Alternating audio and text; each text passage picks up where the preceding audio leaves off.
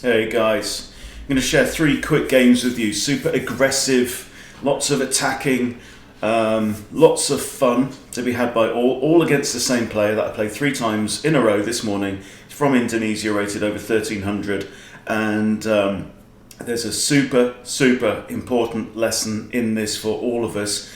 It's a lesson that we've seen countless times, and we're going to see it countless more. And it all comes back to the first 2 rules. Okay, we're going to go through these fairly quickly. Right, game number 1. We've got the white pieces and we have the Vienna. Vienna Gambit declined, but brings out knight to c6. And that means we go the Halloween line. Pawn takes e5, attacking the knight. Knight takes, and now d4. Knight retreats, and you have to push now the e pawn, not the d pawn. E pawn, and the knight here retreats all the way to g8. I bring out my other knight because this queen line is now open. Now my opponent likes playing these moves. These like prophylactic a6, h6 moves. I think that's slow and over conservative and a bit weak. Okay, anyway, knight to c4, sorry, bishop to c4, and now a6 again. Is just being too careful here. I castle, putting my rook onto the semi-open f-file, bishop to e7, and now d5. So I'm really pressing forward my advantage. The fact that I've got these central pawns and black is still behind in development. His knight's come all the way back here. It's going to hamper his castling. Knight can't even come out to here, can't come out to there, can't come out to there. That knight is stuck. So we go after the other knight. Retreats all the way back to b8. Now queen e2, I'm lining up my queen with the king, who's not about to castle in the next couple of moves. Pawn pushes, I push, e6. Now we have a pawn push, and this is weakening, particularly when you've got a pawn in front of the king like that. Now remember this because it's going to come back later. Now knight to d4, okay? So all I need to do is I want to get my knight out of the way because I want my queen on this diagonal, and it's looking like the king can't move there or there. The king's only got 1 square, right? Black misses the threat. Queen h5. My opponent at this point actually sent me a message saying, wow, you're so good. And I thought, don't get cocky, okay? Anyway, it's all over because the only 2 moves he's got is king here with checkmate, or pawn blocks, queen takes, and it's the same outcome. Checkmate on f7, 15 moves, boom. Okay, so I win maybe 5 points from that. Game number 2, I have the black pieces, and we have the French defense, fairly normal, and we have the French advanced variation. So I'm quite happy about. c5. Knight to f6, knight to c6, bishop comes out, bishop blocks, knight comes out now, and now queen to b6. Very typical in the French. So I've got now 1, 2, and then 3 attackers on this pawn. White only has 2 defenders, the knight and the queen. And now we have again this a and h pawn pushes. Right? I could have grabbed the pawn at that point. I decide to castle. And now the queen comes out, so that means there's now only 1 defender of this pawn. I takes the bishop, we swap off bishops, knight takes, pawn takes. Knight now comes out here to attack my queen, but can you see the common pattern? Okay, and it's all to do with the fact that this diagonal is again free. Okay, queen to a5. There's really nothing that white can do here. How can white save the knight? Knight can't retreat to here to block because there's a pawn there. Okay, so we have b4, take the knight, bishop comes out attacking the pawn, and now I grab this pawn with check. Okay, now I actually slipped up slightly here, I thought, because since the bishop's moved here, the bishop's actually defending this rook, so I thought this pawn was pinned. The pawn is not pinned. However, after pawn takes, queen takes, we have check and another fork on king and bishop, and again the bishop can't come to c3 because it's guarded by a pawn. Pawn takes, pawn c3, d takes c3, bishop to there, and now I come across, because I'm a full piece and a pawn up, I'm going to force the exchange. Okay, doesn't work, but king castles, and that just simply undevelops the queen, and we have resignation. Okay, boom, number 2. So now I'm kind of up 10 points, feeling good. Okay, game number 3.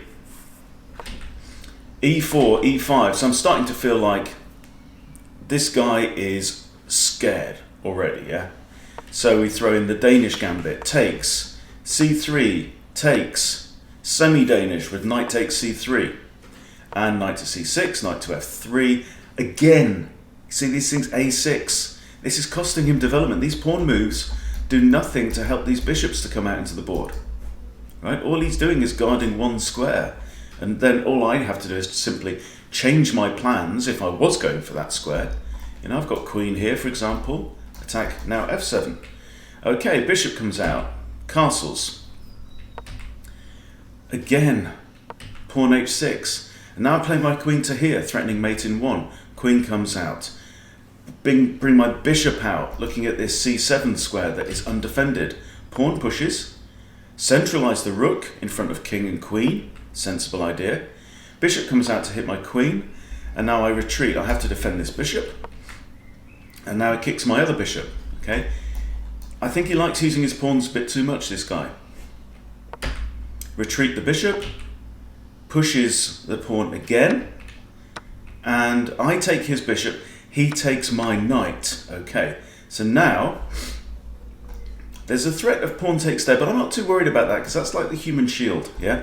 This pawn is actually even more indestructible than my pawns. So maybe I'm kind of happy if pawn takes g2, all right? So I need to save my bishop, come back here, hitting the rook on h8. Knight takes, queen takes, I'm still hitting the rook. Knight blocks. Now knight comes in. This I thought was a good move, right? So I'm attacking this knight. I'm also potentially attacking c7 again. And we have pawn to c5, but I can capture the knight with check. Okay, if queen recaptures, lose the queen. So the king now moves. Okay, now my queen's under threat, so I drop the queen back to c3. Also now looking at this dangerous pawn, and we have pawn to b5. So we swap off bishops now. Now at this point, I think grabbing the pawn would have probably been absolutely fine. But instead I move my knight back to this outpost where it's defended by that pawn. Okay. And we have rook to g8. Now at this point, my spider senses should have been tingling, but I feel like I'm flying high right now. You know, life is good. There's no particular threat, or is there, right? Remember what we said about these pawns in front of the king. Knight to c7 is a blunder. How is it a blunder? I'm forking two major pieces, queen and rook. How is it a blunder? Can you see the blunder? Because in my excitement, you should never let your excitement build that much in chess, yeah? In my excitement, I managed to forget the first 2 rules of Chess Club. The first rule of Chess Club is king safety. The second rule of Chess Club is king safety. Queen to h3. I'm now in a lost position. Okay, threatening queen takes g2, checkmate. If I go king here, queen takes g2 is still mate. There's no realistic escape from this. I can't do a check there. Queen can simply take. I'm absolutely lost. So I take the pawn, queen takes, and the pinned pawn cannot recapture, and it's all over. Okay. So I mean, what do you have to do? You know, you have to overcome this natural human tendency to get overexcited and think I now have the better of my opponent. So what I did here was I got greedy. I simply got greedy. I thought this game is practically won. I'm a piece up for a pawn. What I should have done is simply grab this pawn, and then the threat's gone. Yeah? But I forgot the first 2 rules. So what I want to do, I want to get back up to 1500 really quite badly. You know, so what I'd like to do is I'd like to have a day where I sit down and I write out my checklist Okay, first, is my king safe? Second, is my king really safe? Like, if my opponent had to strike out and win in a desperate move, how would they do it? Okay, and then just go through all the things and just check that I'm not overexcited and I'm not overconfident. Because with this, I lost 11 points straight off in one game. So those 2 wins completely erased. Yeah, completely pointless. So, I mean, what can we say that we haven't said before? It's the same old story. Don't get cocky.